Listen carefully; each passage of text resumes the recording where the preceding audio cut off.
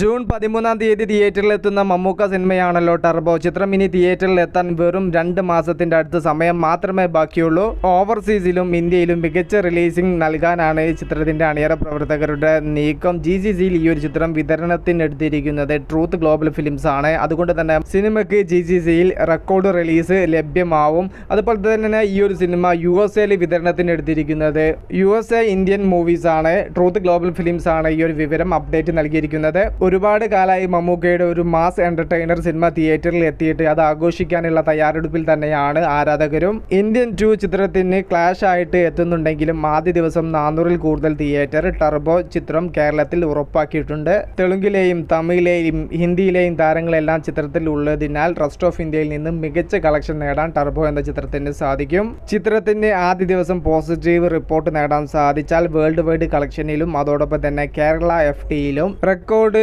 Collection കൈവരിക്കാനും chance ഉണ്ട്. GCCയിൽ വലിയ പെരുന്നാൾ ആയതിനാൽ ഒരാഴ്ച അവധിയാണ്. അതും ഈ ഒരു സിനിമയ്ക്ക് ഏറെ ഗുണം ചെയ്യും. മമ്മൂട്ടി കമ്പനിയിൽ വരുന്ന ഏറ്റവും മുതൽ മുടക്കുള്ള സിനിമയാണ് ടർബോ. അതോടൊപ്പം തന്നെ വൈശാഖും മിഥുൻ ഇമ്മാനുവലും കൈകോർക്കുന്ന സമയത്ത് മികച്ചൊരു എന്റർടൈനർ സിനിമ തിയേറ്ററിൽ കാണാം എന്നുള്ള പ്രതീക്ഷയിൽ തന്നെയാണ് ആരാധകർ. ആരൊക്കെ ടർബോക്ക് വേണ്ടി കാത്തിരിക്കുന്നു ജസ്റ്റ് ഒന്ന് കമന്റായിട്ട് രേഖപ്പെടുത്തുക. മൂവി പ്ലസ് മീഡിയ, ഞാൻ ജിനു ജനാസ്.